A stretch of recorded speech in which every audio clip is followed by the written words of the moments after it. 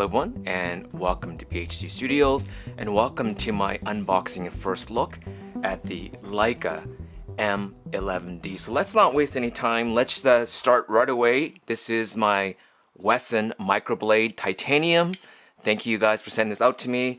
I'm super excited. I have not unboxed or reviewed any of the D series cameras since the first one.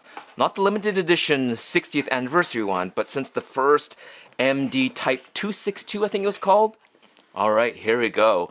And so it's been a while, and of all my videos, I think the original MD Type 262, I got the most thumbs down out of any video, and even percentage-wise, I think I actually had more thumbs down at one point than thumbs up. And so although I don't like getting a thumbs down, I mean, you know, please thumbs up or down the quality of the video, I guess, and not necessarily the camera that you personally don't like. But either way, it's called engagement, so I guess I should be happy. So either if you like or you don't like me or the video or the camera, any type of engagement is good for me. And so this is the box right here, M11-D in black paint. Oh, black paint finish? Is it black paint though? Well, we will take a look. And so let's just open this up here. Thank you so much, Francisco, for sending this to me. He saw my M9P unboxing video and he wanted in on the action. He said, Take, I have an M11-D on its way, and would you like to do an unboxing? And I said, well, are you sure you don't want to do the unboxing yourself? And he said, no, I want to see you doing it. And so thank you so much for sending this to me to do this. Let's just pull this top off here. It's kind of a suction. And here we go. Oh, well, it probably would have been better if I showed it this way here, but this is what it looks like in the box. And so let's just move this out of the way. And so for those of you wondering, at the beginning, I actually have the M10-D here, and this is Chris Janakis from Chris Meets Chris, and so we'll talk about it a little bit later about the M10-D. In fact, I have this so we can compare it against the M11-D here. So let's just take this out. So it does look like it's a black chrome finish right there. Now this would have been so cool if this was black paint with a brass top, wouldn't it? But we can't have it all. But it looks exactly like the M11P that I had for 6 months, except when you go to the back, you get this. Look at that. And so again, we'll compare this against the M10-D, but there are differences between the two models. And let's go further into the box. Let's just leave this off the side here. And there has to be more accessories in here, of course. Looks like there's nothing else in here. And you get a nice little card here. And look at that. Like most Leica products, it shows you who packed it as well as who inspected the camera before it went out. So this is awesome. So let's just pull this out here. Guess you get manuals and such, which is becoming more and more rare these days. Here we go. What do we get here? So you get serial number, you get like a little brochure here, and there you go, awesome. You get a printed manual, and that's nice because, well, you know, there is no on-screen menu. You have to use the app, and so it's great that this is all broken down, as well as having a printed manual, so that's great. So let's move all this off to the side. And finally, we're getting right to the bottom here. Ooh, look at that. You get the new batteries. You get the same battery that you get in the M11P, and that just kind of clicks in here. Which way? Here we go. Clicks in like this, and awesome. And then it doesn't fall out. You gotta click it back in and out. But because of that, there's no bottom plate. So battery is now in. You have the nice Leica leather strap. As nice as it is, I'm gonna put my own strap on here. And because this is not my camera, I'm gonna allow Francisco to play with the strap himself. And what's on the other side? You get the nice cable, the USB-C to USB-A. And let's just see if there's anything else in here. Alright, just want to make sure I'm not missing anything else or if there's anything hidden, but that's it. It's a pretty minimalist packaging. So let's just move this aside. Alright, so here we go. The M11-D and the M10-D. Look at these two. Oh, I better put a lens on here too. Here's the new 35mm. Alrighty.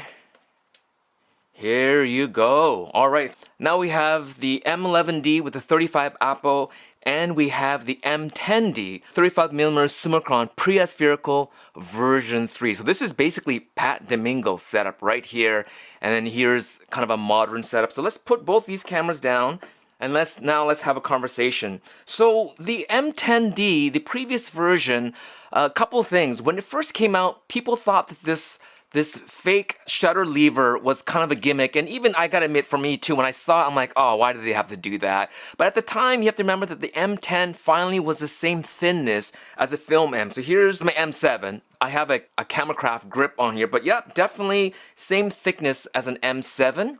And when they did that, it kind of made sense. The idea of the MD series is like basically the essentials, right? And they try to make this look as much like a film camera as possible. But a lot of people who shot with this, including Pat Domingo, they actually like it. And it's true, when you have this out, you do have this grip. It actually helps you hold it up, and that's no different than if you have the actual film M. When you have this up, you do use it like this. Use it as like a thumb kind of a lever so that the camera doesn't just kind of fall forward. So it's actually kind of a neat implementation, but no longer on the M11.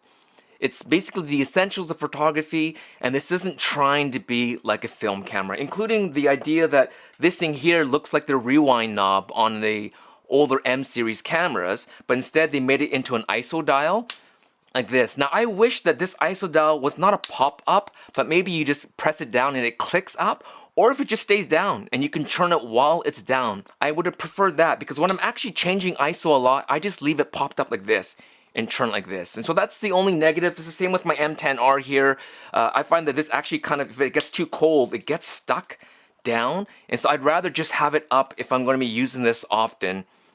Now with this new M11, with its M11-D, this is a different top plate from the M11P. So the M11-D is basically an M11P without a rear screen, but as well without the ISO knob over there, while the M10D was basically an M10P, but without a screen and with this shutter lever / thumb rest installed. And you also notice something different. It's because this had the ISO dial here, Leica decided to actually do something different, which was to put the ISO in the back here. So here you have manual ISO control right here. You can manually set your ISO in the back. And that is reminiscent of the M7 right here. So M7 has exposure compensation plus or minus 2 stops, but also you have DX encoding. So when you put the film in, it knows what film is in here. And every time you turn it on and you cock the shutter, you can see inside what ISO setting you have, or you can manually change it like this, and you can manually set your ISO. And that's why I love my M7. So the M11D actually reminds me of my M7, which is a bonus. And so because the ISO is back here, there's no need for an ISO dial up here. So I actually think this is a really nice implementation, and I'm happy that's gone. To me, this is faster, and also it's more intuitive for me, and to be able to turn it on and off like here where I'm used to, versus the M10D, on and off is actually in the back. If you notice here, there is no on and off switch here. You have to turn it on and off. I'm assuming red is off, this is on, and then this is in Wi-Fi mode here. So that's the difference, and you have a little light there that tells you if you're on or off. This one here, you know it's on because it's in the on position. And so the biggest difference between the M11D and the M10D is not in terms of the internals, but a lot of it is actually basically the back and the top. The way that you interact with the camera is what is different, because this is basically an M11P, so it has 60 megapixels. This is basically an M10P, so this has 24 megapixels. This also has 256 gigabytes of internal memory storage. This has none. This also has the content credentials like the M11P, and it has that new battery system as well as a USB-C, while the M10D just feels more classical because it still has that bottom plate like my M10R and all the M10s and all the digital M's prior to it. This acts more like a film, and I actually do kind of miss this, and it would have been cool if just for the D model, that if Leica would have just kind of trimmed the edge here and maybe allowed you to put this on anyways. Wouldn't that be cool? Like, it actually, you could see it actually just lines up perfectly.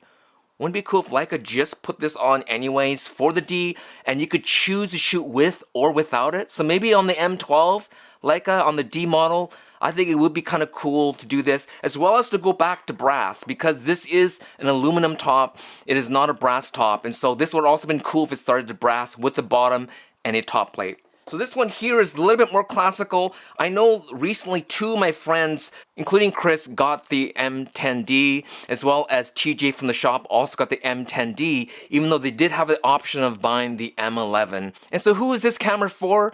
Well, it's a pretty niche camera.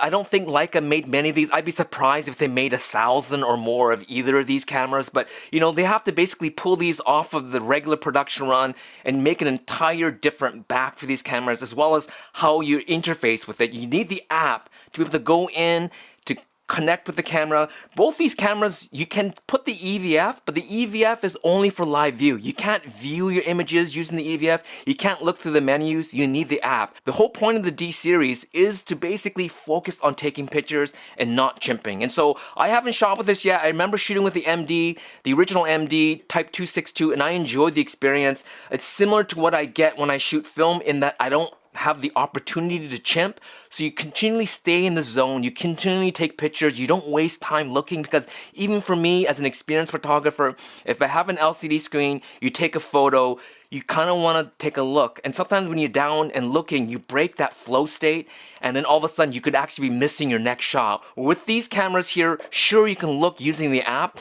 but they add that extra layer of friction, which then forces you to stop shooting, you know, either use Wi-Fi or a connector, take a look at the images. So basically, if you're in that flow state, it forces you to stay in that flow state. And so for those photographers who want that type of shooting experience, then the MD is the right camera for you. And I know photographers like Pat Domingo loves his M10D. Whenever you see him and he's not working, he usually will have his M10D with him. And I always ask him, hey, why do you like it? And he calls it his baby and he enjoys using it. And also, even when he does it for work, he loves it because sometimes during his shoots, people will ask, can I see the photos? And he shows them the back and says, I don't have a screen. And so he can just continue shooting and for himself, stay in a flow state and not have to break that flow state by sharing the photos all the time. And so again, this is just my unboxing and first look at the M11D. I will be taking photos with this and I will be comparing it to the M10D. I'm going to give this back to Chris because he did not want to be parted from his beautiful camera for very long. But I will also be talking to him about his experience shooting with the M10D, and then I will be shooting with the M11D on the streets of Vancouver, and we'll kind of compare these two cameras. But basically, very different cameras internally, but externally, you're basically going to shoot in the same way. So this is definitely a niche product. When I first reviewed it, as I mentioned, back in 2016, a lot of people didn't understand the camera, but I think now people realize, look, this is for a niche market. It's like a convertible sports car. It's not for everyone. And for those photographers who don't want to chimp, who want to manually focus, who want a really great shooting experience, then the MD series is a great tool for those type of photographers. And so I'm happy that Leica's making it, and I'm really looking forward to shooting with this. Thank you, Francisco, for sending this to me and allowing me to do the unboxing. And since it has internal memory, thank you so much for watching. We'll talk to you soon, and happy shooting. Oh, I think it has to be set up first before I start shooting. Date and time. So let's just finish off with the M10D. Sorry, Chris, for all these extra photos that you never asked for. Thanks for watching and happy shooting.